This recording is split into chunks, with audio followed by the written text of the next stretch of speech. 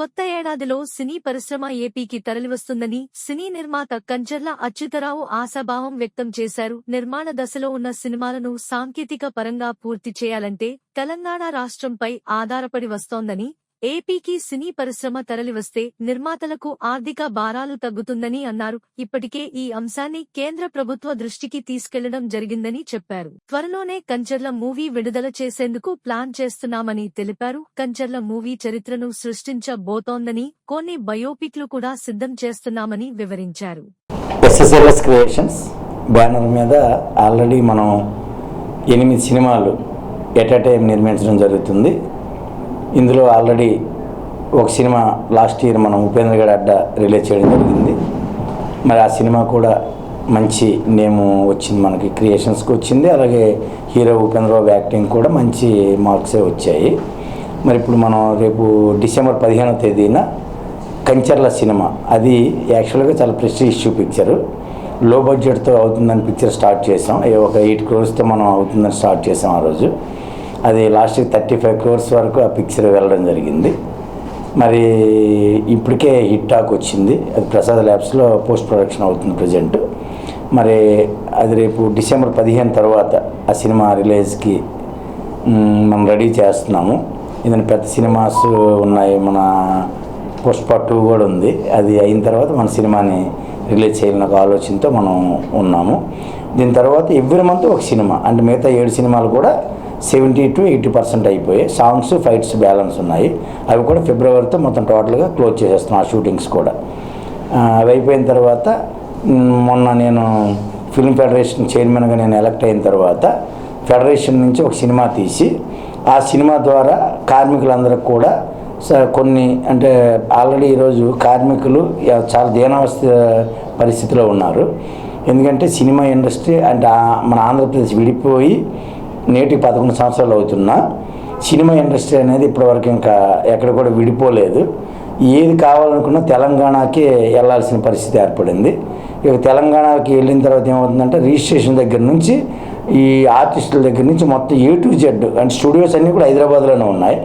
ఆంధ్రప్రదేశ్ ఎప్పుడైతే సెపరేట్ అవుతుందో అప్పుడు విశాఖపట్నం, విజయవాడ, రాజమండ్రి మెయిన్ సెంటర్స్లో కొన్ని స్టూడియోస్ వస్తాయి. మాలా నిర్మాతలు అందరం కూడా అలా ల్యాండ్స్ ఎక్వైర్ చేసుకుని రెడీగా ఉన్నాం. గవర్నమెంట్ ల్యాండ్స్ ఇచ్చినా ఇవ్వకపోయినా మా ఓన్ ల్యాండ్స్లో అని చెప్పైనా మేము స్టూడియోస్ నిర్మించడానికి రెడీగా ఉన్నాము. అప్పుడు ఏమవుతుందంటే ఆంధ్రప్రదేశ్లో కొన్ని లక్షల మంది ఎవరైతే ఈ 24 క్రాఫ్ట్స్లో ఉన్నారో, అంటే 64 కళని 24 క్రాఫ్ట్స్ అంటాం మనం సినిమా లాంగ్వేజ్లో. మరి 24 క్రాఫ్ట్స్ ఆర్టిస్టులు అందరూ కూడా చాలా నిరుత్సాహంలో ఉన్నారు. వాళ్ళకి ఇళ్ల స్థలాలు ఇప్పటి నుంచి గవర్నమెంట్ ఇస్తామని చెప్పింది. ఏ గవర్నమెంట్ వచ్చినా వాళ్ళ కోరిక అది నెరవేరట్లేదు.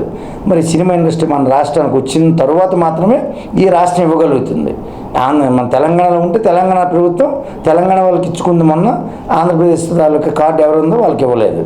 మరి ఇలాంటి పరిస్థితుల్లో ఎన్నో ఇబ్బందులు ఉన్నాయి. ఈ సినిమా ఇండస్ట్రీ రావడం వల్ల ఏమవుతుందంటే మాకు నిర్మాతలకు కూడా కొంత వెసులుబాటు ఉంటుంది, రాయితీలు వస్తాయి. ఇక థియేటర్స్ కూడా ఇప్పుడు చాలా కష్టంగా ఉంది. అంటే ఒక 2-3 చేతులు థియేటర్స్ అన్నీ కూడా ఉండిపోయాయి. ఆ థియేటర్స్ ఏదైనా పిక్చర్ రిలీజ్ చేయాలంటే ఆ థియేటర్స్ దొరకట్లేదు.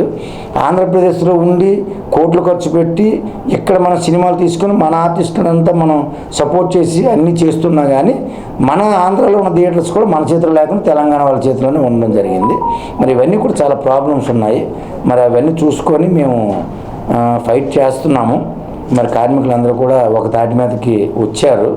రీసెంట్లీ అది ఆల్రెడీ చంద్రబాబు నాయుడు గారికి ఒక వినతి పత్రం ఇచ్చాము, లోకేష్ బాబు గారికి ఇచ్చాము, అలా పవన్ కళ్యాణ్ గారికి కూడా ఆల్రెడీ ఇండస్ట్రీ గురించి ఆయన తెలుసు కాబట్టి ఆయనకు కూడా మేము చెప్పడం జరిగింది.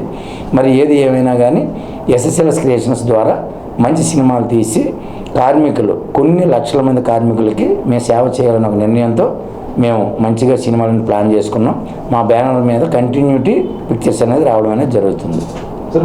యాక్చువల్గా చాలామంది ఏం చేస్తారంటే బయోపిక్స్ అప్పుడు నడిచాయి మొన్నటి వరకు. మాది యాక్చువల్ బయోపిక్ కాదు, కాకపోతే ఏంటంటే మా తాతగారు 1680 ఎకరాల భూదానం చేశారు. మరి ఆ కంటెంట్ని తీసుకొని మరి అతను బాటలో, అంటే ఆ రోజుల్లోనే అన్ని 100 ఎకరాలు దానం చేసిన వ్యక్తుల పేర్లు కూడా బయటికి ఎవరికి తెలియదు. సరే, అది నాకు ఒక భగవంతుడు ఒక అవకాశం ఇచ్చాడు.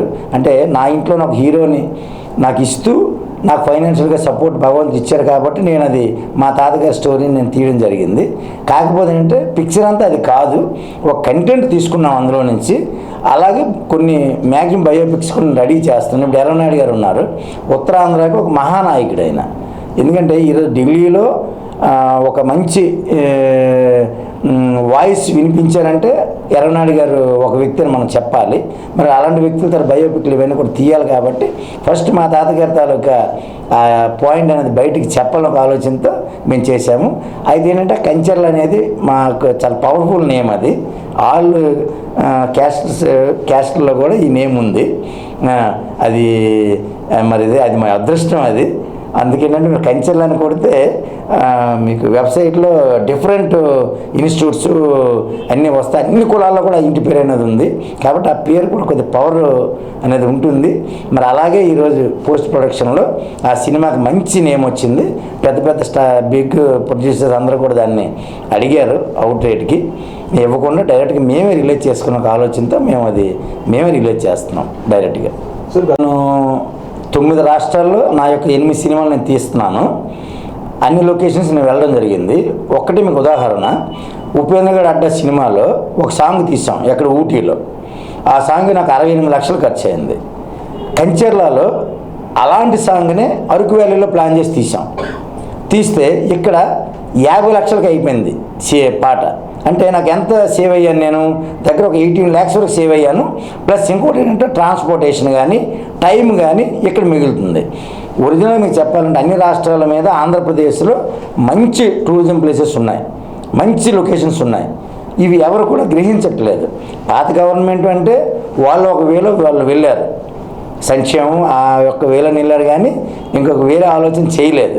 ఇప్పటికైనా మేము ఏం చెప్తున్నామంటే ఇప్పుడు వచ్చిన గవర్నమెంట్ అయినా, మరి మేము ఆ పార్టీలో ఉన్నాం కాబట్టి ఇప్పుడు వచ్చిన ఈ గవర్నమెంట్ అయినా కానీ 100% సినిమా ఇండస్ట్రీ మీద కొద్దిగా సపోర్ట్ అనేది ఇస్తే ఎన్నో వేల మందికి మేలు చేసిన వాళ్ళు అవుతారు. సినిమాలు 100 కోట్లు పెట్టి తీస్తున్నారని చెప్పి అంటున్నారు. ఇక్కడ చిన్న లాజిక్ చాలామంది మిస్ అవుతున్నారు. పెద్ద సినిమా చిన్న సినిమా అనేది ఏమీ లేదండి. ప్యాడింగ్ అనేది దాన్ని బట్టి పెద్ద సినిమా చిన్న సినిమా అనేది మీకు బయటకు తెలుస్తుంది. ఇప్పుడు సపోజ్ ఒక పెద్ద సినిమాలో ఇప్పుడు జూనియర్ ఎన్టీఆర్ ఉన్నారు, లేకపోతే పవన్ కళ్యాణ్ గారు ఉన్నారు, లేకపోతే ఇంకొక ప్రభాస్ గారు ఉన్నారు. వీళ్ళకైనా రెమ్యూనరేషన్ అనేది హెవీ రెమ్యూనరేషన్.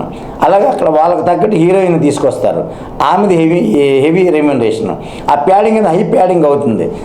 అలాగే సినిమా ఏ సినిమా తీయడానికైనా నా యొక్క ఆలోచన ప్రకారం, అనుభవం ప్రకారం నేను చెప్తున్నది ఏంటంటే, ఏ సినిమా అయినా ఎంత క్వాలిటీ పిక్చర్ తీసినా 5 కోట్ల నుంచి 20 కోట్లు మాత్రమే ఖర్చు అవుతుందండి సినిమాకి.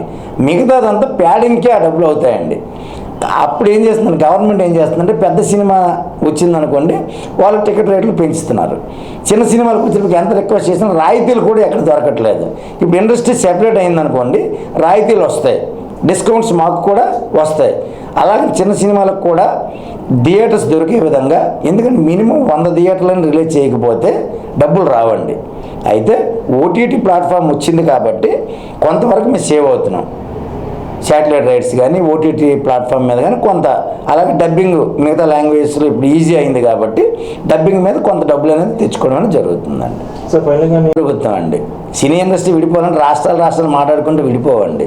కేంద్ర ప్రభుత్వమే చర్య తీసుకొని, కేంద్ర ప్రభుత్వమే విభజన చట్టంలో ఉంది కాబట్టి యాజ్ ఎల్ యాజ్ పాసిబుల్ ఇప్పుడున్న కేంద్ర ప్రభుత్వం ఆలోచించి, ఆ కేంద్ర పెద్దలకు కూడా మొన్న రామ్మోహన్ నాయుడు గారితో డిస్కస్ చేశాం. ఎట్టి పరిస్థితుల్లో మేము సపోర్ట్ చేస్తాను. నేను కూడా ఈ ఇష్యూని చాలా సున్నితంగా, ఇది మనం చేసుకోవాల్సిన విషయం కాబట్టి నేను కూడా సపోర్ట్ చేస్తానని చెప్పని రామ్మోహన్ నాయుడు గారు కూడా చెప్పడం జరిగింది. అది అమిత్ షా గారి దృష్టిలో కూడా ఆల్రెడీ పెట్టాము. ఇది యాజ్ ఎల్ యాజ్ పాసిబుల్ ఈ 2025లో సినీ ఇండస్ట్రీ ఆంధ్రప్రదేశ్ వస్తుందని ఆశాభావం వ్యక్తం చేస్తున్నాను.